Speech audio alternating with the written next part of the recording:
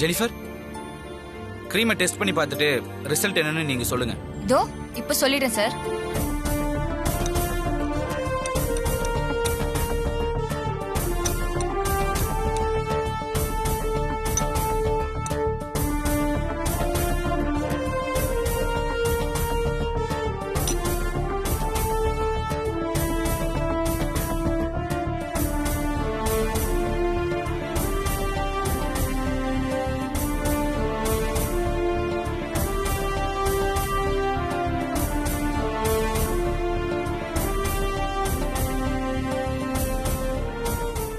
என்ன மாயம் பண்ணீங்க பார்வதி? என்னால நம்பவே முடியலையே. வாழ்த்துக்கள்.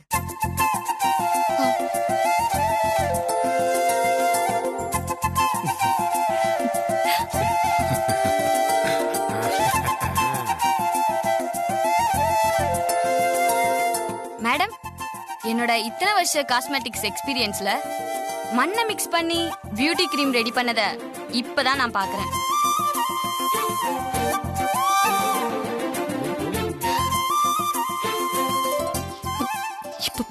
ரொம்ப முக்கியம். க்ளே ஃபேஸ் பேக் மாதிரி தானே? கிட்டத்தட்ட அந்த ஃபார்முலா தான். டவுட்டே இல்ல மேடம், இது ஒரு கம்ப்ளீட் பியூட்டி கிரீம் தான். Without chemical, purely herbal. சரி. வாவ்.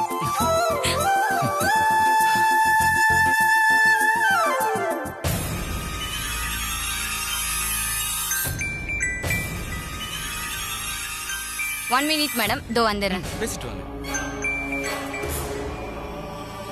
அத்தை, வெளியில சாப்பாடு ஏதாவது போடுறாங்களா? போய் பார்த்துட்டு வரவா? நீ கூட போக வேண்டியதானே?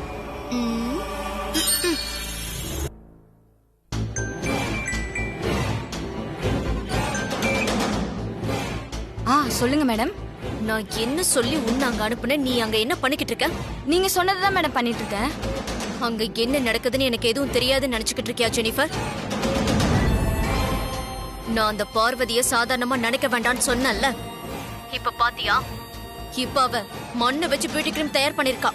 மேடம், அதுக்குள்ள உங்களுக்கு நியூஸ் வந்துருச்சா? அது மட்டும் இல்ல, பார்வதி தயார் பண்ணிருக்கிறது கம்ப்ளீட் பியூட்டி கிரீம் தானே அந்த அகிலாண்டேஸ்வரி சர்டிபிகேட் கொடுத்தது கூட எனக்கு தெரியும். இங்க நடக்கிறது எல்லாத்தையும் உங்களுக்கு ரன்னிங் கமெண்ட்ரி கொடுத்துட்டு இருக்கிறது யாரு மேடம்? அது உனக்கு தேவையில்லாத விஷயம்.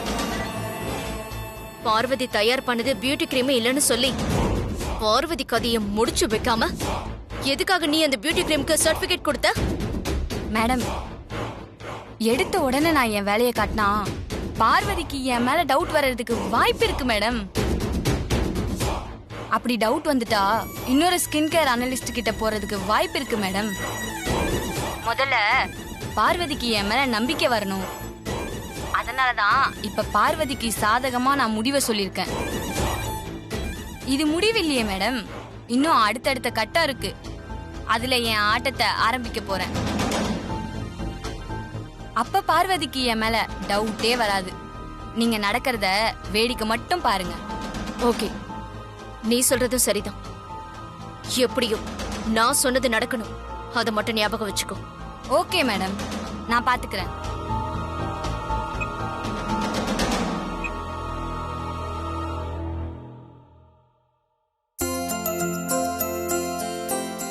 சாரி மேடம், கிரீம் ரெடி ஆயிடுச்சு. அடுத்த கட்டமா இந்த டெமோல ஒரு டெஸ்டிங் மட்டும் பண்ணி பார்க்கணும். இத ஸ்கின் டெஸ்ட் பண்ணோம்ல? Yes madam. டைரக்டா ஸ்கின் டெஸ்ட்க்கு போறதுக்கு முன்னாடி அத ஸ்கின் ஷீட்ல அப்ளை பண்ணி ஒரு சின்ன டெஸ்ட் பண்ணி பாத்துடலாம் மேடம். சரி, அப்ப அந்த டெஸ்ட்க்கு எல்லாம் ரெடி பண்ணுங்க. Okay madam. Parvathi, skin sheet test பண்ணிடலாமா? அம்மா தான் சொல்லிட்டாங்கல்ல, பண்ணிடுங்க. ஓகே. அதானே காத்துக்கிட்டே இருப்பான். இதோ வந்துடுறேன்.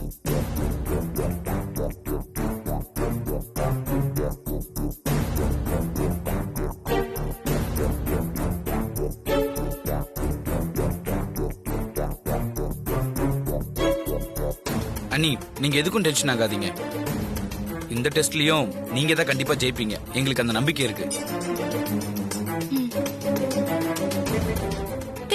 டெஸ்ட் ஜெயிச்சிருவேன் அழிச்சிருவேன் நீ.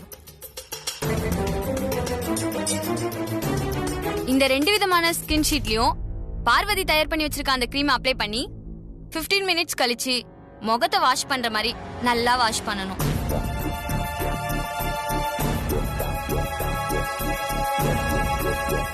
அப்படி வாஷ் பண்ணி பார்க்கும்போது டோன் சேஞ்ச் ஆயிருக்கணும். அப்படி டோன் சேஞ்ச் ஆயிடுச்சுன்னா இந்த ப்ராஜெக்ட் சக்சஸ். நீங்க ப்ரொடக்ஷனை ஸ்டார்ட் பண்ணிடலாம்.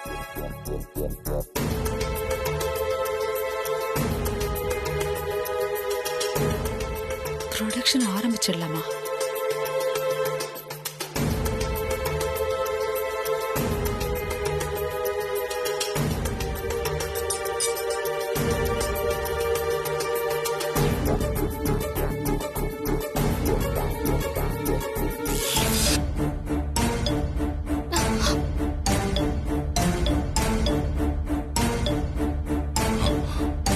கரண்ட் போயிடுச்சு. சகுனம் சூப்பர். இதை வச்சு ஒரு ஓட்டு ஓட்டலாம். இப்ப வைக்கிறேன் பாரு வேட்டு. அருண், அப்பா அது ஈபி போய் செக் பண்ணிட்டு வா ப்ளீஸ். நான் என்னன்னு பார்க்க சொல்றப்பா. ஆமா ஆமா.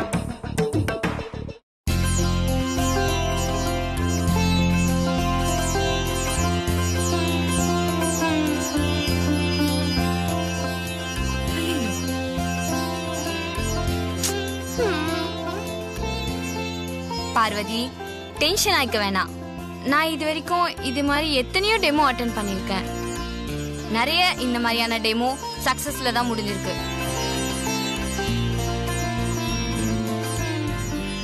சிலதுதான் ஃபெயிலியர் ஆயிருக்கு. இந்த மாதிரியான டெமோல இதெல்லாம் ரொம்பவே சகஜம். டென்ஷன் ஆயிக்க வேணாம். ஓகே, உன்னோட அதிர்ஷ்டம் எப்படி இருக்குன்னு வெயிட் பண்ணி பார்க்கலாம்.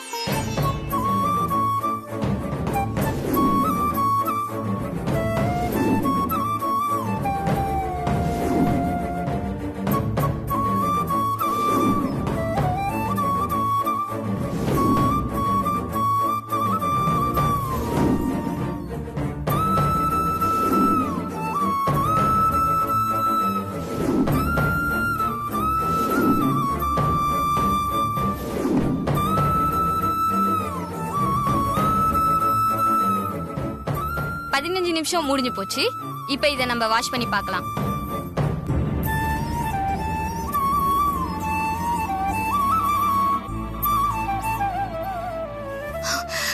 கடவுளே, ஸ்கின் டோன் மாறி இருந்தாதான் அம்மாவோட மனசு மாறும். அப்பதான் அவங்களுக்கு நம்பிக்கை ஏற்படும். நான் உன்னதான் நம்பியிருக்கேன், என்னை கைவிட்டுறாத. ஐயோ, உருப்படாம போகணும் ப்ளீஸ். எப்படியாவது உருப்படாம போகவே கடவுளே.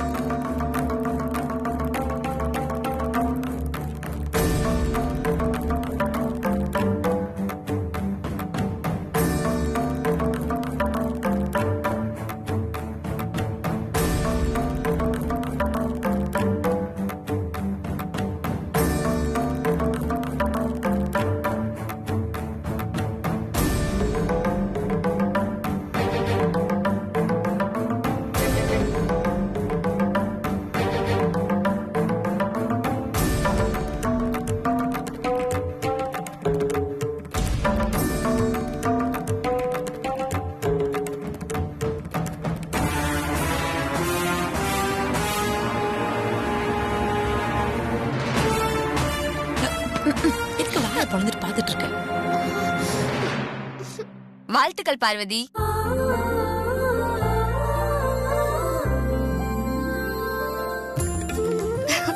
Thanks madam.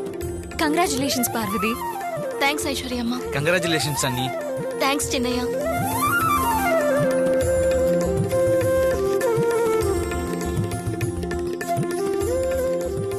இந்த டெஸ்ட் ஓகே மேடம்.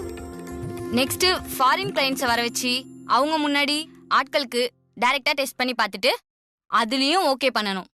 அந்த டெஸ்ட்லயும் கண்டிப்பா வெற்றி அன்னிக்கு தான்.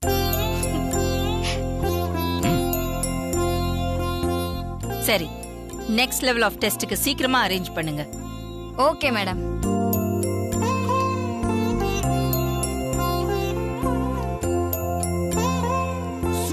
S yes super Parvathi. வாழ்த்துக்கள் அண்ணி.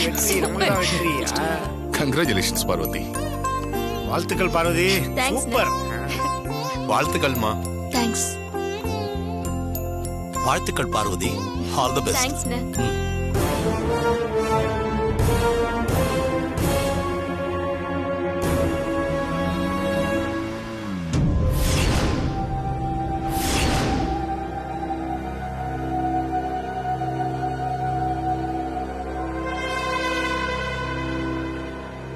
இத நான் கொஞ்சம் கூட எதிர்பார்க்கல ஜெனிஃபர். ஸ்கின் ஷீட்ல ஓகேவாகும்னு நான் கூட நினைச்சு பார்க்கல மேடம். எனக்கே அது ரொம்ப ஷாக்கிங்கா தான் இருந்தது. நான் தான் ஆரம்பத்திலே சொன்னனே, பார்வதியே சாதாரணமா எடை போடாதேன்னு. ஆரம்ப கட்டத்திலேயே அவ தயார் பண்ணது காஸ்மெட்டிக் கிரீமே இல்லைன்னு சொல்லியிருந்தா அடுத்த கடத்துக்கு அவ வந்திருக்க மாட்டாள்ல.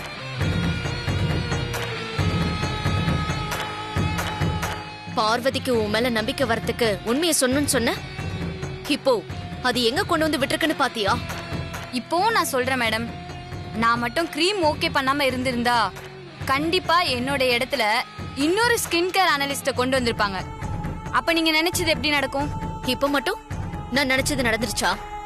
நடக்கும் மேடம், கொஞ்சம் வெயிட் பண்ணுங்க. அகிலாண்டேஸ்வரியும் பார்வதியும் பழி வாங்க நான் ரொம்ப காலமா வெயிட் பண்ணிக்கிட்டு இருக்கேன். ஆனா இது வரைக்கும் எதுவுமே நடக்கல. நீ என்கிட்ட வேலை போன மாதிரி ஒருவேளை அந்த அகிலா கிட்ட வேலை போயிட்டியா? அந்த அகிலா என்னை விட அதிகமா பணம் கொடுக்கறேன்னு சொன்னாலா?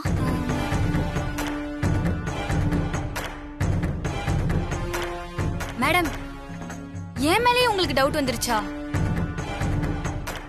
அகிலாண்டேஸ்வரி மேடம் கோடி கோடியா கொட்டி கொடுத்தாலும் நான் உங்களுக்கு துரோகம் பண்ண மாட்டேன் மேடம். எனக்கு துரோகம் பண்ணா அதுக்கப்புறம் உன்னால உயிர் வாழ முடியாது.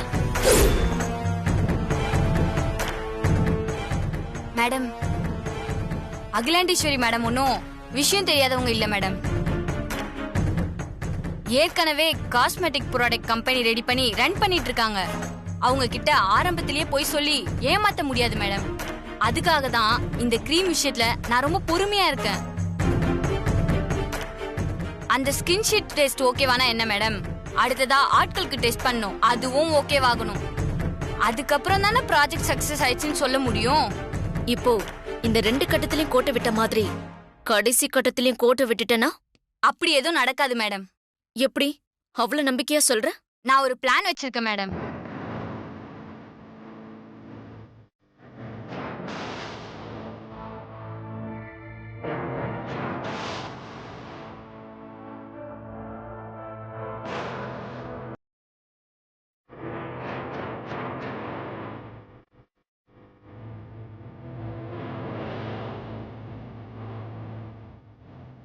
நாளைக்கு நடக்க போற டெமோல பார்வதி தயார் பண்ணி வச்சிருக்க கூடிய அந்த பியூட்டி கிரீமை ஆட்களை கூட்டிட்டு வந்ததுக்கு அப்புறம் டைரக்டா ஸ்கின்ல அப்ளை பண்ண போறாங்க.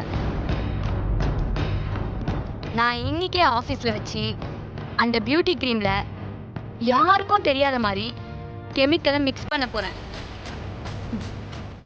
Super Jennifer. நான் வச்சிருந்த பிளானும் இதுதான். நான் சொல்றதுக்கு முன்னாடி நீயே சொல்லிட்ட. இந்த பிளான் மட்டும் கச்சிதமா செஞ்சு முடிச்சிரு. அதுக்கப்புறம் அந்த பார்வதியும் அகிலாண்டேஸ்வரியும் ஜெயிலுக்கு போறது உறுதி. ஓகே மேடம், அப்போ நான் கிளம்புறேன். இதுல கோட்டை விட்டு தொலைச்சிருவேன், தொலைச்சு. சரிங்க மேடம், வரேன் மேடம்.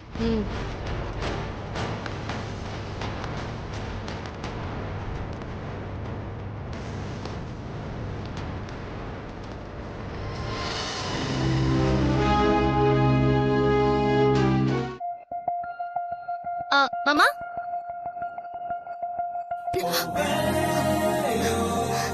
மாமா விடுங்க மாமா. கங்க்ராச்சுலேஷன்ஸ் பார்வதி. தேங்க்ஸ் மாமா. நான் வீட்டுக்கு வந்து சொல்றதுக்குள்ள டெமோ ரிசல்ட் உங்களுக்கு தெரிஞ்சிருச்சா? டெமோ நடக்கிற இடத்துல நான் இல்லையே தவிர என் மனசு முழுக்க அங்கதான் இருந்தது. அங்க என்ன நடந்துட்டு இருக்குன்னு அப்பப்போ அருண் எனக்கு கால் பண்ணி சொல்லிட்டு தான் இருந்தான். பேசாம நீங்களும் வந்திருக்கலாம்ல. அப்போ ஆஃபீஸ் தான் முக்கியமான மீட்டிங்னு உனக்கு தெரியும்ல, இல்ல நான் வராம இருந்திருப்பேனா? சரி விடுங்க. சரி நான் உங்களுக்கு போய் காஃபி எடுத்துட்டு வரேன். ஏ காஃபி எல்லாம் வேணாம். இந்த வெற்றிய நம்ம வெளியில போய் செலிப்ரேட் பண்ணலாமா? அதெல்லாம் வேண்டாம் மாமா. இன்னும் ஒரு டெமோ இருக்கு, அதையும் நல்லபடியா முடிச்சிட்டு நம்ம அப்புறமா செலிப்ரேட் பண்ணலாம். இது செமி ஃபைனல், அது ஃபைனல். ரெண்டையும் சேர்த்து செலிப்ரேட் பண்ணலாமே. வேண்டாம் மாமா, சொன்னா கேளுங்க. வேண்டாம். நான் சொன்னா நீ கேப்பியா கேட்க மாட்டியா? விட மாட்டீங்களே. சரி, வெளியில எல்லாம் வேண்டாம், வீட்லயே செலிப்ரேட் பண்ணலாம். வீட்லயேனா எப்படி? இப்படியா? அப்படி இல்ல மாமா. மாமா சொன்னா கேளுங்க. இப்படியா? இப்ப வேண்டாம் மாமா. மாமா யாராவது வந்துட போறாங்க. யாரும் வர மாட்டாங்க. எப்படி சொல்லு? இப்படியா? சொன்னா கேளுங்க மாமா. எப்படி? சொல்லு. சரி நான் சொல்றேன் இருங்க. ஜெயிச்சிட்டு வந்த உனக்கு பரிசு தர வேணாமா? வேண்டாம் மாமா, வேண்டாம். ஏய் வேண்டாம் மாமா. மாப்ள மாப்ள சாரி மாப்ள. ஐயோ, நேரம் கெட்ட நேரத்துல வந்துட்டேன் போல இருக்கு. அதெல்லாம் ஒண்ணு இல்ல மாமா. வெளில இருந்து வரும்போது கதவு தட்டிட்டு வந்திருக்கலாம்ல. சாரி மாப்ள, குரல் கொடுத்துட்டு வரலாம் தான் நினைச்சேன். மறந்தாப்புல உள்ள வந்துட்டேன் மாப்ள. என்ன மாமா? ஐயோ மாமா, எல்லாமே உனக்கு லேட்டா தான் புரியுது. உள்ள வாங்க முதல்ல. வரேன் மாப்ள. வணக்கம் அண்ணா. வணக்கம்மா. புரிஞ்சிருந்தா தான் இந்த மாதிரி ஏதாவது நல்லது நடந்திருக்குமே. இல்லன்னா நான் ஏன் இப்படி தனிக்கட்டியா சுத்த போறேன்? அக்கா சரி, என்ன விஷயம் சொல்லுங்க. பவானி, வா பவானி. என்னாச்சு? வா பவானி. என்னாச்சு? ஏன் ஒரு மாதிரி இருக்க?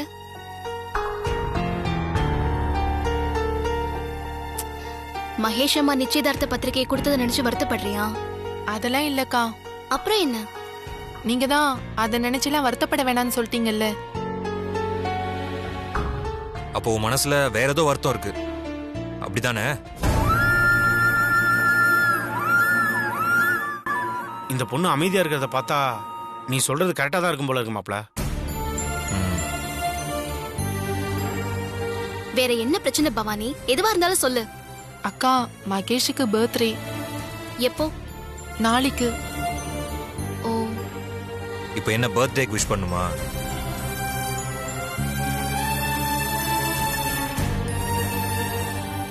மகேஷை லவ் பண்ண ஆரம்பிச்சு 4 வருஷத்துல ஒரு தடவை கூட அவனுக்கு நான் ஃபர்ஸ்ட் விஷ் பண்ணதே இல்லை சார். இந்த வருஷம் பர்த்டேக்கு ஃபர்ஸ்ட் விஷ் பண்றேன்னு ப்ராமிஸ் பண்ணிருக்கேன்க்கா. அவ்வளவுதானே? போன் பண்ணி வாழ்த்து சொல்லு, இல்ல ஒரு SMS பண்ணி வாழ்த்து சொல்லு. அதுக்கேமா முகத்தை இப்படி உம்முன்னு வச்சிருக்க? என்னமா நீச்ச? மாமா, ஃபர்ஸ்ட் விஷ் பண்றதுனா இன்னைக்கு நைட்டு 12 மணிக்கு வாழ்த்து சொல்லணும். என்னது? நைட்டு 12 மணிக்கா? என்ன மாப்ள அநியாயமா இருக்கு? நடு ராத்திரில ஒரு மனுஷன் நல்லா கொரட்டை விட்டு தூங்கிட்டு இருக்கும் போது வந்து எழுப்பி வாழ்த்து சொல்றது பாவம் கிடையாதா? பாவம்லாம் இல்ல மாமா, அதான் ஃபேஷன். என்ன ஃபேஷனோ போ மாப்ள. இன்னைக்கு நைட்டு 12 மணிக்கு மகேஷ்க்கு போன் பண்ணி பிறந்த நாள் வாழ்த்து சொல்லு பவானி. பாட்டி என்ன சொன்னாங்க? பாட்டிக்கு மகேஷ் பர்த்டே எல்லாம் தெரியாதுக்கா. இந்த வருஷம் பர்த்டேக்கு ஃபர்ஸ்ட் விஷ் நேர்ல வந்து சொல்றேன்னு நான் ப்ராமிஸ் பண்ணிருக்கேன்க்கா.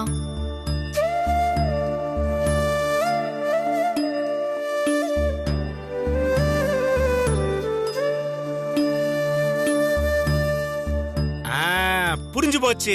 அப்ப இன்னைக்கு ராத்திரி 12 மணிக்கு அந்த பையன் வீட்டுக்கு போனாதான் வாழ்த்து சொல்ல முடியும், அதானே? அப்போ நீ யாருக்கும் தெரியாம தான் மகேஷ் வீட்டுக்கு போகணும். ராத்திரி நேரத்துல எப்படி உன்னை தனியா அனுப்புறது? சார்,